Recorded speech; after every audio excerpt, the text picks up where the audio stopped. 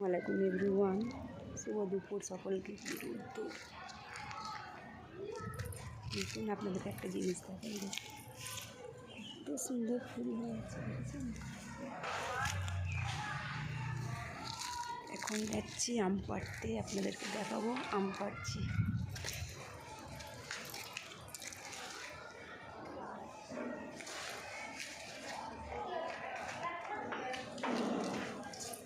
আপনাদেরকে দেখে